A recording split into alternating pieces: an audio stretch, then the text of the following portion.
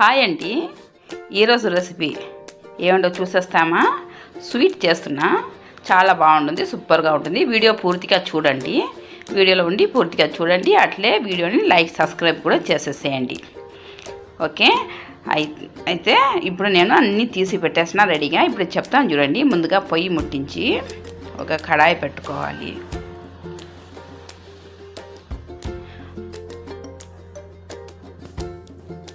కడాయి పెట్టేసినాం కదా, ఇప్పుడు దానిలో కావాల్సిన గీ కొద్దిగా వేసుకొని మైదా పిండి తీసుకున్నా. 2 కప్పు మైదా పిండి. మైదా పిండి మనం గీలోనే బాగా వేయించుకోవాలి. బాగా సన్న మంటల్లో పెట్టి బ్రౌన్ కలర్ వచ్చిన దాకా వేయించుకోవాలండి. మాడనీయకుండా లైట్ బ్రౌన్ కలర్ ఇట్లా వస్తే సరిపోతుంది. చూసారు కదా, ఈ విధంగా తీసి పక్కనే పెట్టేసి మళ్ళీ ఇంకా కొద్దిగా గీ వేసుకోవాలి. అది వేసిన తర్వాత నానబెట్టిన పెసలు, గ్రీన్ దాల్ ఉంది కదా, గ్రీన్ పెసలు వచ్చి నేను నానబెట్టిన ఒక 3-4 గంటల ముందే బాగా నానబెట్టిన పెసల్ని కొద్దిగా తీసుకొని ఇది కూడా బాగా క్రిప్సీ అయిన దాకా వేయించుకోవాలండి. పచ్చి ఉండకూడదు, మెత్తగా ఉండకూడదు అనమాట. బాగా ఫ్రై అవ్వాలన్నమాట. ఇట్లా బ్రౌన్ కలర్ వచ్చిన దాకా ఫ్రై చేసుకోవాలి. ఇది కూడా పక్కన ఎత్తి దానిలో 2 కలిపి నేను ఇప్పుడు మిక్సీ పడతాను. పౌడర్ లాగా చేసుకోవాలి. ఒక మిక్సీ జార్ తీసుకొని పౌడర్ లాగా చేసుకోవాలన్నమాట. దీనితో పాటే నేను ఇది కలిపి పెట్టినాం కదా, వేయించి పెట్టిన పిండి ఉంది కదా, మైదా పిండి. ఆ మైదా పిండి కూడా వేసి బాగా ఇట్లా మెత్తగా మిక్సీ పెట్టాలి. బాగా నూరాలి.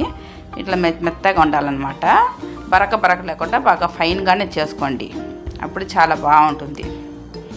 చూసారు కదా, ఈ విధంగా చేసుకోవాలి. ఆ తర్వాత మళ్ళీ కడాయిలో కొద్దిగా ఇది షుగర్ ఉంది కదా, మనకు కావాల్సిన తీపి కోసము 1 కప్పు, ఫుల్ కప్పు నేను ఎంత తీసుకున్నానో మైదా పిండి తీసుకున్న కప్పు, ఆ కప్పులోనే ఫుల్గా తీసుకున్నాను షుగర్. 1 కప్పు నీళ్ళు బరాబర్కి సాపు వేసుకోవాలి. దానికి షుగర్ ఎంతో అదే బరాబర్గా మనం నీళ్ళు కూడా వేసి ఉడకబెట్టుకోవాలి. ఇది కొద్దిగా మనకు మరి అంత గట్టి పాకం అవసరం లేదు. బాగా కరిగిన తర్వాత షుగర్ మనం ఇట్లా చేతులతో ముట్టుకుంటే ఇట్లా మనకు కొద్దిగా అట్లా ఇదిగా ఉండాలన్నమాట. బంగగా అట్లా జిగురులా వస్తే సరిపోతుంది. చూసారు కదా, ఇంకొక కాసేపు ఉడకనిస్తే బాగా దగ్గర పడింది. ఇప్పుడు చూస్తాము ఎట్లా ఉంచుతనేసి ఇట్లా తాగలాగా లైట్ ఒక దారంలాగా లైట్గా ఇట్లా పట్టుకుంటే ఇట్లా లైట్ దారంలాగా రావాలి. ఈ విధంగా ఉంటే సరిపోతుంది. చూసారు కదా, ఒక్క దారంలాగా అట్లా వచ్చేయాలన్నమాట. మరి అంత గట్టిగా రావనియొద్దు. ముదురు పాకం అవసరం లేదండి. ఇట్లా ఉంటే సరిపోతుంది. ఇప్పుడు దానిలో నేను మిక్సీ పట్టిన పిండి ఉంది కదా, ఆ పిండి అన్నీ వేసి కలిపి బాగా దగ్గర పడిన దాకా కలుపుతుండాలి. అడుగు మాడుతుంది పిండి కాబట్టి, భిన్న మాడిపోతుంది. మధ్యలో కావాలన్నప్పుడు మనం గీ వేసుకోవాలి. దానిలో కొద్దిగా నేను కలర్ కోసం బేడలు వచ్చి గ్రీన్ దాల్ కాబట్టి ఆ గ్రీన్ కలర్ కొద్దిగా లైట్గా వేసినాను.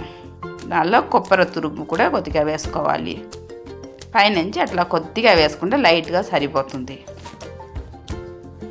ఇది బాగా కలుపుతూ తిప్పుతూ ఉంటే దగ్గర పడుతుంది అన్నమాట. చూసారు కదా, ఈ విధంగా ఇంకా కొద్దిగా దగ్గర పడాలి.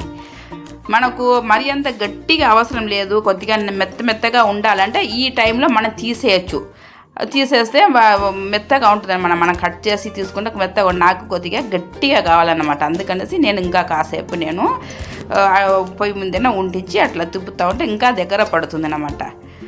అవసరం లేదు, నాకు చాలా గట్టిగా అవసరం లేదు, కొద్దిగా మెత్తగానే ఉండాలన్నప్పుడు మనం బిన్నె తీసేయచ్చు. నేను ఇంకా కాసేపు కొద్దిగా అట్లా వండిస్తాను. ఇది బాగా చల్లపడింది అనుకోండి, గట్టిగా అయిపోతుంది అనమాట. మనం ఎన్ని రోజులైనా పెడితే చెడిపోదు. ఎన్ని రోజులైనా బయట ఉంటుందండి. చాలా బాగుంటుంది. తినడానికి కూడా చాలా బాగుంటుంది. కాకపోతే కొద్దిగా గట్టిగా ఉంటుంది. మీరు ముందుగానే తీసేసేయండి. మీకు మరి అంత గట్టిగా అవసరం లేనప్పుడు ముందుగానే తీసేయచ్చు. చూసారు కదా, ఇట్లా ఒక డబ్బాలో వేసి నేను కాసేపు ఇట్లా అన్ని లెవెల్ చేసి బాగా ఒక 10 నిమిషం పక్కన పెడితే చూడండి, అప్పుడే గట్టిగా అయిపోయింది. చాలా గట్టిగా ఉంటుందండి. కట్ చేసుకుని పక్కన పెడితే కూడా గట్టిగా ఉంటుంది. అప్పుడప్పుడు మనం తీసుకొని తినడానికి బాగుంటుంది. ఒకేసారి అయిపోకుండా చెడిపోదు, ఎన్ని రోజులైనా అట్లా గట్టిగా ఉంటుందన్నమాట. ఇట్లా ఈ విధంగా చేసుకోండి. కట్ చేసుకున్నాను, చూసారు కదా, ఈ విధంగా వచ్చింది. సూపర్గా ఉంటుందండి. టేస్ట్ మాత్రం చాలా బాగుంటుంది. ఇష్టంగా పిల్లలకు పెట్టచ్చు, చాలా పిల్లలు ఇష్టంగా తింటారు కాబట్టి బాగుంటుంది. లైక్ సబ్స్క్రైబ్ చేసేయండి.